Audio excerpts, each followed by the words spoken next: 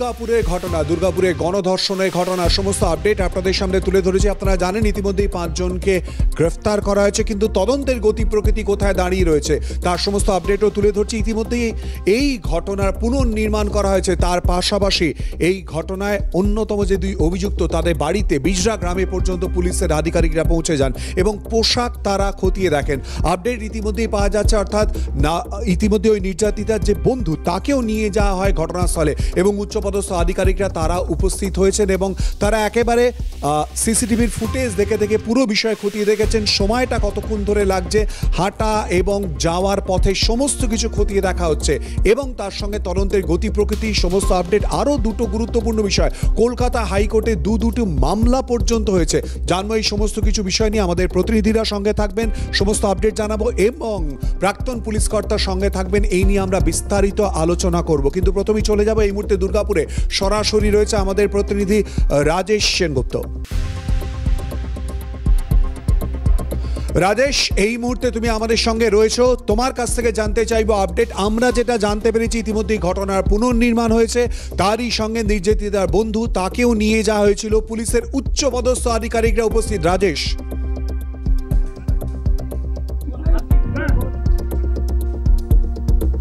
দেখো এই মুহূর্তে আমি দাঁড়িয়ে রয়েছি পরানগঞ্জ যে জঙ্গল রয়েছে সেই জঙ্গলে, এবং এখানে গত শুক্রবার রাত্রিবেলা যখন এই পড়ুয়া বেরোয়, অর্থাৎ ডাক্তার পড়ুয়া বেরোয় এবং তার সঙ্গে যে বিশেষ বন্ধু সেই বন্ধুও কিন্তু এসেছিল এবং তারপরেই সেই ঘটনা ঘটে যায় এবং 5 জন এই ঘটনায় এখনো পর্যন্ত গ্রেপ্তার হয়েছে। কিন্তু আজকে সকাল থেকে কিন্তু পুনর্নির্মাণের ব্যাপারে পুলিশের জোর তৎপরতা ছিল। বিজরা গ্রামে গিয়ে ওখানকার যে 2 অভিযুক্ত সেই 2 অভিযুক্তকে নিয়ে যাওয়া হয় এবং সেখানে তাদের পরিচিতদের সঙ্গে কথাবার্তা বলা হয় এবং পোশাক বা অনেক আরং কিছু ছিল সেইগুলো জিনিসগুলোকে উদ্ধার করে এগুলো ফরেনসিকে পাঠানো হবে। এই তো গেল একটা দিক। এবং আজকে আচমকা কিন্তু 12:15টার সময় দেখা যায় যে আইকিউ সিটি যে হাসপাতালে যে সাউথ গেট, সেই সাউথ গেট থেকে আসানসোল দুর্গ পুলিশের ডিসি ইস্ট অভিষেক গুপ্তার নেতৃত্বে পুলিশ কর্মীরা যারা আধিকারিক রয়েছে তারা কিন্তু হেঁটে হেঁটে দুর্গাপুরের পরানগঞ্জ যে জঙ্গল সেই জঙ্গলের কাছে আসেন এবং সেটা প্রায় 1.5 থেকে 2 কিলোমিটার দূরত্বে, এবং তারপরেই কিন্তু ঘন্টাখানেক বাদেই কিন্তু নিয়ে আসা হয় ওই যে ডাক্তারি পড়ুয়া ছিল তার যে বিশেষ বন্ধু তাকে নিয়ে আসা হয়। নিউ টাউনশিপ থানা পুলিশ সেখানে নিয়ে আসে এবং পুরো জায়গার অর্থাৎ জঙ্গলের পুরো অংশ কিন্তু তাকে ঘুরিয়ে ঘুরিয়ে নিয়ে গিয়ে যে সমস্ত ঘটনার যে পুনর্নির্মাণ সে পুনর্নির্মাণ কিন্তু করা হয় এবং এই মুহূর্তে তারা কিন্তু তাকে নিয়ে ফের কিন্তু তারা আইকিউ সিটি হাসপাতাল অভিমুখে রওনা দিয়েছেন এবং এই ঘটনায় কিন্তু পূর্ণাঙ্গ যে বিষয় সে বিষয়ে এখনো ডিসি ইস্ট অভিষেক গুপ্তা কিছু জানাতে চাননি। তিনি শুধু সেটুকু জানিয়েছেন যে খুব তাড়াতাড়ি তদন্তে কি গতি প্রকৃতি আছে সেটা পরবর্তী সময়তে জানানো হবে ধাপে ধাপে। এবং জানো ইতিমধ্যে 5 জন গ্রেপ্তার হয়েছে এই ঘটনায় এবং প্রথম যে 3 জন গ্রেপ্তার হয়েছিল তাদের 10 দিন এবং গতকাল যাদেরকে গ্রেপ্তার করা হয় তাদেরকে 9 দিনের পুলিশি হেফাজত, সেই হেফাজতে নির্দেশ দেওয়া হয়েছে। এখন এই পুনর্নির্মাণ যে সকাল থেকে চললো এবং এখানে সহপাঠীকে নিয়ে আসা হলো, এই সহপাঠী বিষয়টা নিয়ে কিন্তু এখন নতুনভাবে তদন্তের একটা মোড়, সে মোড় কিন্তু বলা যেতে পারে। ধন্যবাদ রাজেশ। কথা বললাম আমাদের প্রতিনিধি রাজেশ সেনগুপ্তর সঙ্গে। সমস্ত আপডেট আপনাদেরকে জানাবো এবং তার পাশাপাশি ওড়িশার মুখ্যমন্ত্রী তিনি ইতিমধ্যে নির্যাতিতার মায়ের সঙ্গে কথা বলেছেন। তার বক্তব্য ঠিকই উঠে আসে পাল্টা তৃণমূল কংগ্রেসের তরফ থেকে কুণাল ঘোষ, তিনি বা কি বললেন শোনাবো।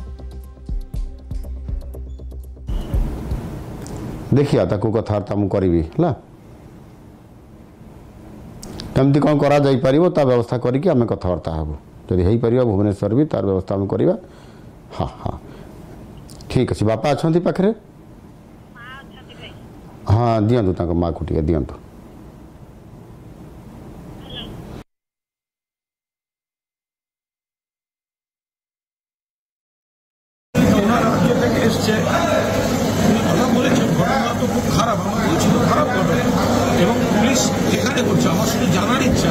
উড়িষ্যার মুখ্যমন্ত্রী পুরীর সমুদ্র সৈকত পর্যটকদের উপর যে ধর্ষণ হয়েছে তাদের বাড়ির লোকের সঙ্গে কথা বলেছে। ওনার রাজ্যে যেগুলো হচ্ছে পরপর, উড়িষ্যা এমন একটা রাজ্য গত 6 মাসে কতগুলি ধর্ষণের ঘটনা ঘটেছে ভাবলে লজ্জা হয়। তো সেইগুলো তাদের বাড়ির লোকের সঙ্গে কথা বলছেন তো নাকি অন্য রাজ্যে কেউ গেলে শুধু সেখানে কথা বলছেন। আমাদের এখানে পুলিশ আছে, অ্যারেস্ট হচ্ছে, অ্যাডমিনিস্ট্রেশন যা যা করার সব ব্যবস্থা আছে। দুর্গাপুরের ঘটনায় আরও 2টি গুরুত্বপূর্ণ আপডেট ইতিমধ্যেই পাওয়া যাচ্ছে। কলকাতা হাইকোর্টে 2টি মামলা ইতিমধ্যেই দায়ের করা হয়েছে, একটি ওই বেসরকারি কলেজের তরফ থেকে আর অপরটি বিজেপির তরফ থেকে। জানবো, সঙ্গে রয়েছে আমাদের প্রতিনিধি অভিরূপা হাজরা। অভিরূপা, ঠিক কি আপডেট কি জানতে পারছো এই 2টি মামলা সম্পর্কে?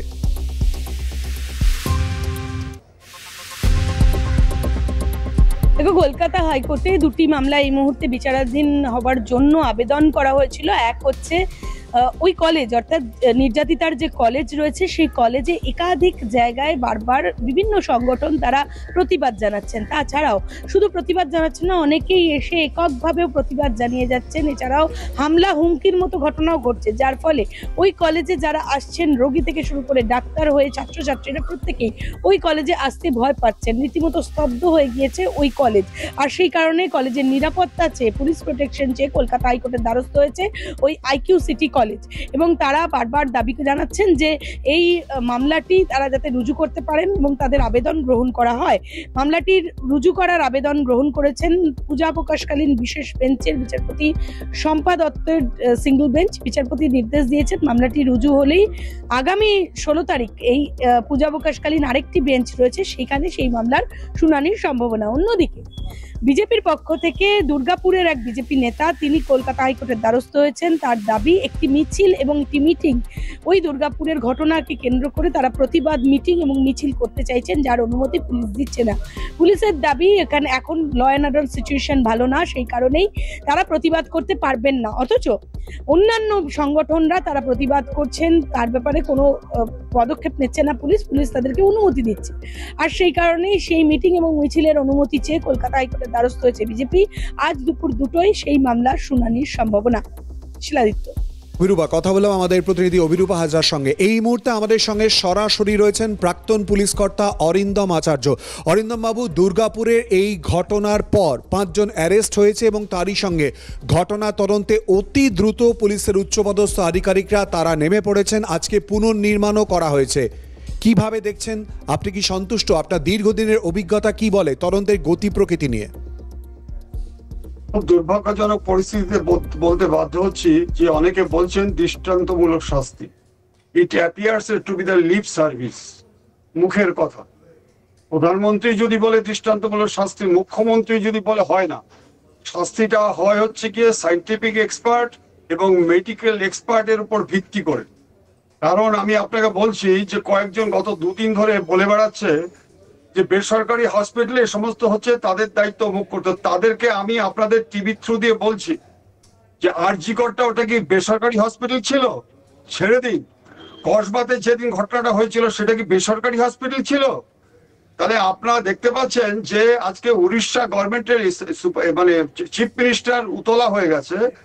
ওনাকে পর্যন্ত এমন কথাবার্তা বলছে, মনে হচ্ছে যে ওখানে যখন হচ্ছে তাহলে আমাদের এখানেও হবে। ওরা ডাকাতি করছে তাহলে আমার স্টেটেও ডাকাতি হবে।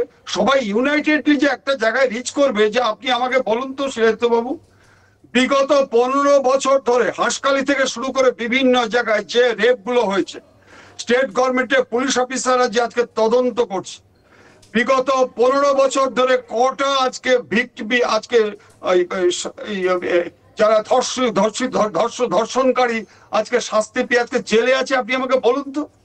আমি আপনাকে এটা বলছি এই কারণে, আমি আপনার কাছে পেপারটা রয়েছে 26/6/2025। দেখুন, আজকে ডিভিশন বেঞ্চ ডাইরেকশন দিচ্ছে যে 17 জন পুলিশ কর্মীর শাস্তি, এই পশ্চিমবঙ্গে 17 জন পুলিশ কর্মীর শাস্তি, এবং তাদেরকে প্রশিক্ষণ পাঠাতে হবে, কারণ তারা তদন্ত জানে না। সিবিআই কে বলিহারি বলছি যে তদন্তটা আজকে একটি মেয়ে 5 জন মিলে রেপ করেছে। আপনি ভাবতে পারছেন যে আমি যদি আমার সন্তানের কথাটা মনে করে থাকি, এই যারা আজকে বড় বড় কথা বলছে, এই যে 5 জন আসামি রয়েছে, আজকে দেখলাম গতকালকে একটা টিভি চ্যানেলে দেখলাম, ইট ইজ ক্রিস্টাল ক্লিয়ার যে আজকে ওখানে একটা শাসক দলের এক নেতার ছেলে ওর মধ্যে যুক্ত। কিন্তু আমি মাননীয় মুখ্যমন্ত্রীকে আজকে ধন্যবাদ জানাই যে উনি আজকে ইনিশিয়েটিভ নেওয়ার জন্য আজকে ছুটে যাচ্ছে। কিন্তু আপনি আমাকে বলুন, ভারতীয় ন্যায় সংহিতায় আপনি 70 যেটা রয়েছে বা অন্যান্য রয়েছে, যাতে স্পেসিফিক ভাবে বলা হয়েছে যে ধর্ষণ মামলার তদন্ত করার সময় ইনস্ট্যান্টলি আজকে ফরেন্সিককে যেতে হবে। 36 ঘন্টা পরে গিয়ে হাজির হয়েছে। আপনারা জানেন যে আসানসোল সহ বিভিন্ন জায়গায় কমিশনারেট হচ্ছে 6টা। আপনি সবকটা দেখবেন, ব্যারাকপুর থেকে সবকটা দেখুন আজকে হিনিয়াস ক্রাইমে ভর্তি হয়ে গেছে চতুর্দিকে। কেন হচ্ছে? কারণটা হচ্ছে কি যে পুলিশের তদন্ত ঠিক মতো হচ্ছে না। আমি দৃঢ়কণ্ঠে বলছি, পুলিশ তদন্ত জানে না। আজকে আপনি যদি বলে থাকেন যে তদন্তটা ঠিক মতো হচ্ছে, হোক না, আমি তদন্তের মধ্যে ইন্টারফেয়ার করছি না, কিন্তু বিগত দিনের যদি আজকে কনভিকশন হতো, তারা জেলে থাকতো, কাস্টডি ট্রায়াল হতো, তাহলে এত বড় হিম্মত হয়? আপনি বলুন, আজকে আপনি আমাকে বলছেন যে বাইরে বেরোবে কেন? আজকে পেপারে দেখুন, আজকে কেউ নাকি বলেছে রাত 12টার পরে। আপনি দেখুন আজকে হসপিটাল কর্তৃপক্ষ বলে দিচ্ছে। অরিন্দম বাবু একটুখানি আটকাচ্ছি, আপনি যে প্রসঙ্গটা তুললেন, এই হিম্মত কি করে হয়, এই সাহস কোথা থেকে পায়, এটাই আপনার কাছ থেকে জানার চেষ্টা করবো। আপনি একটু আগেই বললেন যে ফরেন্সিক পরীক্ষার বিষয়, এই ব্যাপারে আমরা যোগাযোগ করেছিলাম ডক্টর পরাগ বরণ পাল, ফরেন্সিক এক্সপার্ট। তিনি ঠিক কি জানিয়েছেন আমাদেরকে শোনাবো। Case of occurrence of alleged rape, মানে সেখানে যদি রেপ হয়ে থাকে তাহলে মানে প্লেস অফ অকারেন্সে যা যা পাওয়া যেতে পারে সেগুলো হচ্ছে তার জামা কাপড়ের ছেঁড়া টুকরো পাওয়া যেতে পারে, যে কোনো রকমের বডি ফ্লুইড, সেটা সিমেন হতে পারে অফ দ্য অ্যাকিউজড, সেটা ভ্যাজাইনাল ফ্লুইড হতে পারে অফ দ্য ভিকটিম, অথবা তাদের কারোর ব্লাড হতে পারে। সেইগুলো যে কোনো রকমের মানে বায়োলজিক্যাল মেটেরিয়াল আর কি, সেগুলো নিয়ে ম্যাচ করে অ্যাকিউজড এবং ভিকটিমের সঙ্গে দেখা, ডিএনএ ম্যাচ করে দেখা, এইগুলো হলে প্রমাণ অনেক জোরালো হয় এবং অ্যাকর্ডিংলি তদন্তের সুবিধা হয় আর কি। অরিন্দম বাবু, আপনি শুনলেন ফরেন্সিক এক্সপার্টের বক্তব্য। তদন্তের উপরে নজর রাখা হচ্ছে এবং পুরো বিষয় খতিয়ে দেখা হচ্ছে, কিন্তু আপনিও যে প্রসঙ্গটা তুললেন, অর্থাৎ 5 জন মিলে এই ঘটনা, কেন গণধর্ষণের মতো ঘটনা, এই রকম ঘটনা কেন আটকানো যাচ্ছে না বলে মনে হয়? বলেন, আমি ওনার সাথে সহমত পোষণ করছি। তার সাথে আমি একটা অ্যাড করছি। আপনি মনে আছে 2004 সালে ধনঞ্জয় চট্টোপাধ্যায়ের ফাঁসি হয়েছিল। সেই ফাঁসিটা যখন করেছিল তার জন্য কি সিট গঠন করেছিল না ভবানীপুর থানায় আজকে মুখ্যমন্ত্রী কি হাজির হয়েছিল? আপনি আমাকে বলুন, একটা ordinary sub inspector of police, Bhawanipur police station, উনি আজকে এত সুন্দর সিটি লিখেছিল, দ্যাট ইজ, আপনি বলুন যে সেইখানে কিন্তু আই উইটনেস কেউ ছিল না, under the shade of hypothesis. Hypothesis মানে অনুমান ভিত্তিক। অনুমান ভিত্তিক কি উনি যেটা বললেন, সায়েন্টিফিক এক্সপার্ট ওপিনিয়ন। এই ফিঙ্গারপ্রিন্ট থেকে শুরু করে, ব্লাড থেকে শুরু করে, পিউবিক হেয়ার, এই যে 5 জনের সাথে মেলাচ্ছে, ভেরি টাফ। কিন্তু জানতে হবে তো, আপনি আমাকে বলুন না যে আজকে দীর্ঘদিন ধরে যে রেপ গুলো হচ্ছে, তা বিভিন্ন জায়গায় আপনি দেখুন না যে কি করে সাহস পাচ্ছে।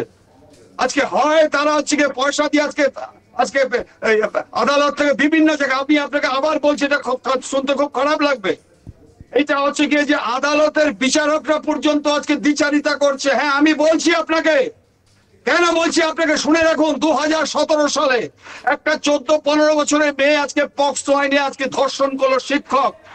এই গত 10 তারিখে আজকে দেখুন হাইকোর্ট কি অর্ডার দিয়েছে, কি অর্ডার দিয়েছে জানেন? এই কলকাতার এক বিচারক, এই পক্সো আইন যে করে বিচারক, সে বলে দিয়েছে যে এই পক্সো আইনে তার নাকি আজকে স্টেটমেন্ট নেওয়া হয়নি। আজকে হাইকোর্ট বলছে, আমি বিস্মিত হচ্ছি, রহস্য পরিবৃত যে একজন বিচারক কি করে এই কথা বলতে পারে। 14 বছরের একটা মেয়ে এই সমস্ত বলতে পারে বলে সে দেখুন 10 তারিখে তাকে, সেই শিক্ষককে আজকে 3 বছর জেল দিয়ে দিয়েছে। তাহলে বিচারকটাও তো দেখছি আজকে যে এদের সাথে অ্যামালগেটেড হয়ে গেছে।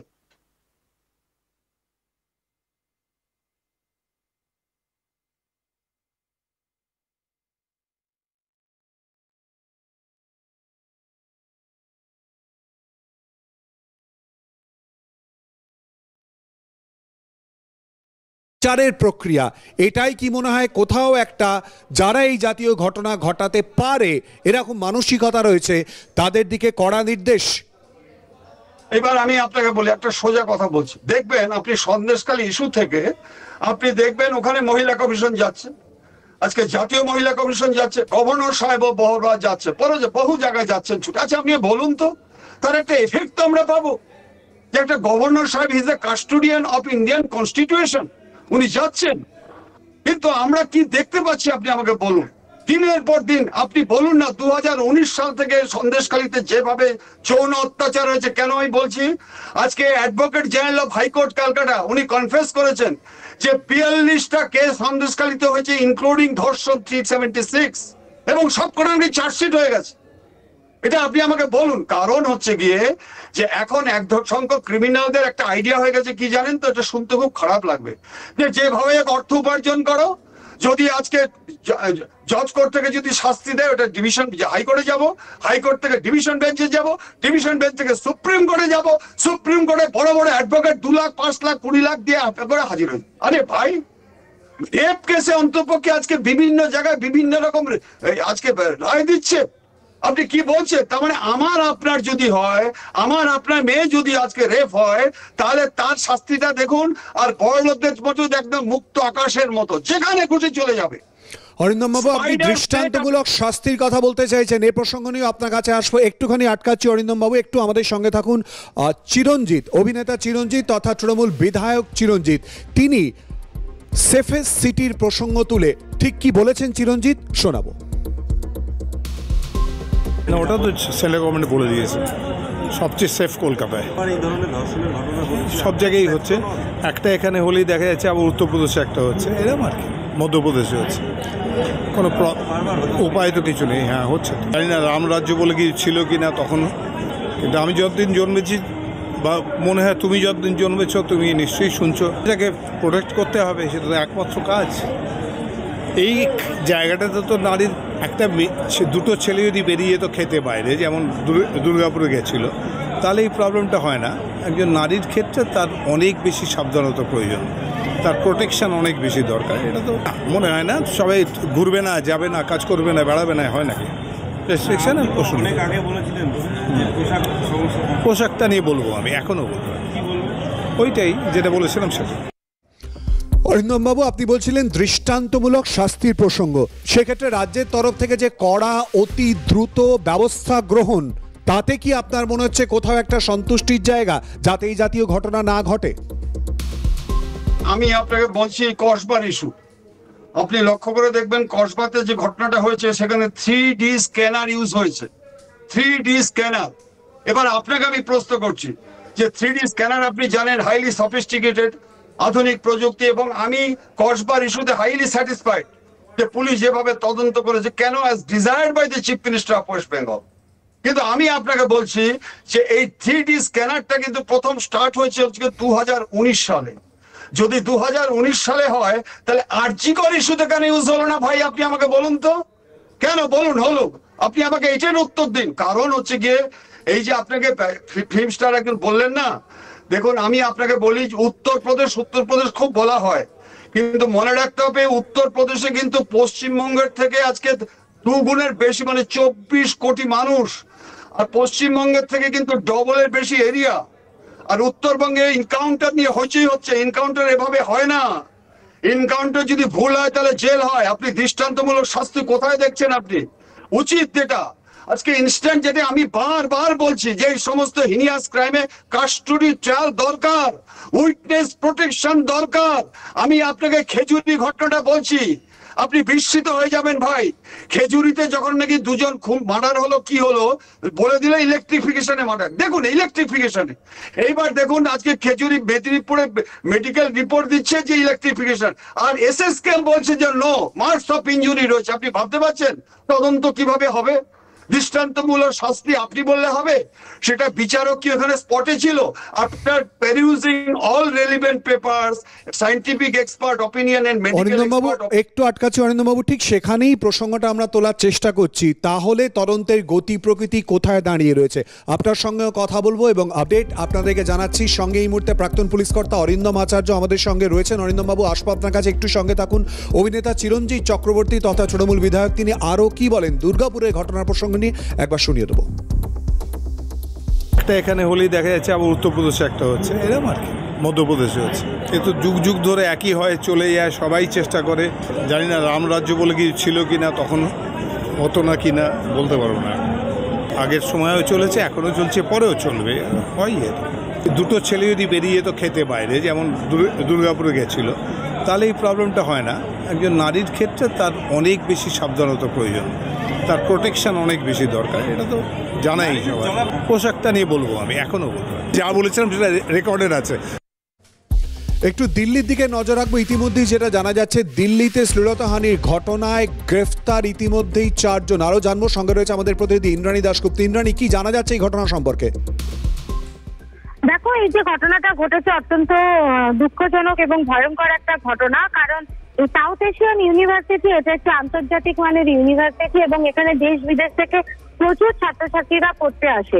এবং এখানে যেটা আমরা জানতে পারছি যে প্রথম বর্ষের বিটেকের একটি ছাত্রীকে ধর্ষণ করার চেষ্টা করা হয়েছে এবং তিনি বলেছেন তিনি যখন ক্যান্টিন থেকে খাবার খেয়ে ক্যাম্পাসের দিকে ফিরছিলেন তখন তাকে ধর্ষণ করার চেষ্টা করা হয়, তাকে টেনে হিঁচড়ে ঝোপের দিকে নিয়ে যাওয়ার চেষ্টা করা হয়, তার পোশাক ছিঁড়ে দেওয়া হয় এবং তার পোশাক খুলে নেওয়ার চেষ্টা করা হয়। এই পরিস্থিতিতে তিনি কোনো ক্রমে পালিয়ে প্রাণে বাঁচেন এবং ছাত্রীটি যে অভিযোগ করেছে পুলিশের কাছে সেখানে দেখা যাচ্ছে যে চার অভিযুক্তের বিরুদ্ধে তার অভিযোগ রয়েছে। তার মধ্যে একজন হচ্ছে এই ইউনিভার্সিটির অশিক্ষক কর্মচারী এবং দুটি ছাত্র এবং আরো একজনের বিরুদ্ধে এই অভিযোগ তিনি করেছেন। এই ঘটনা ঘটার পর যেটা সব থেকে ছাত্রছাত্রীদের ক্ষোভ, যেটা যে ওয়ার্ডেন যিনি আছেন রিঙ্কু দেবী, এই ছাত্রীটির হোস্টেলের যে ওয়ার্ডেন, তিনি এই বিষয়টিকে ধামাচাপা দিতে চেয়েছিলেন এবং তারপরে কিন্তু ছাত্রীটি যখন তার সহপাঠিনীদের বিষয়টা জানায় তারা ক্ষোভে উত্তাল হয়ে ওঠে এবং ক্যাম্পাসের সামনে যে অ্যাডমিনিস্ট্রেশনের রুম আছে তার সামনে বসে গতকাল রাত্রি থেকেই তারা ধর্ণা দিতে থাকে। ধন্যবাদ ইন্দ্রাণী। দিল্লি ঘটনার দিকে নজর রাখো, অবশ্যই করে আমরা সেই আপডেটও তোমার কাছ থেকে নেব। অরিন্দম বাবু, দুর্গাপুরের ঘটনা, আপনি নিজে উত্তরপ্রদেশের কথা বলছেন এবং ইতিমধ্যেই দিল্লির একটি ঘটনা সামনে চলে এসেছে। কেন এই ঘটনা ঘটছে, কেনই বা আটকানো যাচ্ছে না? খুব সংক্ষেপে প্লিজ অরিন্দম বাবু। এটা একমাত্র কারণ হচ্ছে কি বলে এই ধরনের ঘটনা ঘটছে তাদের মধ্যে কোনো ভয় নেই। তারা জানে যে আমাদের কোনো পানিশমেন্ট হবে না। তারা তো এত বড় সাহস কেন? আপনাকে শেষ করছি, উত্তরপ্রদেশ বা বিভিন্ন জায়গায় আপনি দেখুন ঘটনার পরে অ্যাকশন গুলো কি হয়। এই যে আগুনে লাগলো বা উত্তরপ্রদেশ উড়িষ্যাতে, আপনি দেখুন ইনস্ট্যান্টলি কি ব্যবস্থাটা নিয়েছে। আমাদের এখানে হচ্ছে, কিছু কিছু জায়গায় হচ্ছে, কিন্তু সব জায়গায় সমবেত ভাবে হচ্ছে না। একটা স্পেসিফিক গ্রুপ দিনের পর দিন অত্যাচার করছে, তাদেরকে রিল্যাক্সেশন দেওয়া হচ্ছে এবং কেস ডায়েরি গুলো যদি আপনি দেখেন আপনি বিস্মিত হয়ে যাবেন। তাহলে তো আদালত কেন একের পর এক ঘোষণা করছে? আপনাকে শেষ করছি, গত 15-20 দিন আগে আমরা দেখতে পারলাম যে হাইকোর্ট আজকে বীতশ্রদ্ধ হয়ে 52টা কেস আজকে কেন্দ্রীয় সংস্থাকে দিয়েছে এবং কেন্দ্রীয় সংস্থাকে স্যালুট জানাই। তাদের তদন্তগুলো দেখুন, সব জায়গায় মিলেমিশে। অতএব আজকে আমাদের যারা ল এজেন্সি রয়েছে, ইনভেস্টিগেটিং অফিসার যদি আজকে ঠিক মতো লেখা ডাইসিক্যাল অ্যাটিটিউডকে তদন্ত করে, তাহলে এটা যদি প্রমাণ হয় তাদের এগেইনস্ট ব্যবস্থা নিতে হবে। আর শুধু শাস্তি দিয়ে এটা হবে না, বন্ধ করা হবে না, এটা অ্যাওয়ারনেস প্রোগ্রাম দরকার। কারণ নারীদের শেষ করছি যে মহাভারতের আমলে দ্রৌপদী দেখেছি, রামায়ণের সময় সীতা দেখেছি। আরে তখন তো আইপিসি ছিল না, তখন তো ভারতীয় ন্যায় সংহিতা ছিল না। তাহলে এখন কেন এরকম দিনের পর দিন নারীদের উপর অত্যাচার হচ্ছে? ধন্যবাদ অরিন্দম বাবু। এই প্রশ্নটাই সব থেকে গুরুত্বপূর্ণ, কেন এই ঘটনা ঘটবে, কেন আটকানো যাবে না? আমাদের অপেক্ষা করতে হবে এই প্রশ্নের উত্তর খোঁজার জন্য। তবে প্রত্যাশা থাকবে যাতে আর এই ঘটনা না থাকে। নিচ্ছি ছোট্ট একটা বিরতি, আরো অন্যান্য খবরের জন্য চোখ রাখুন ক্যালকাটা নিউজে।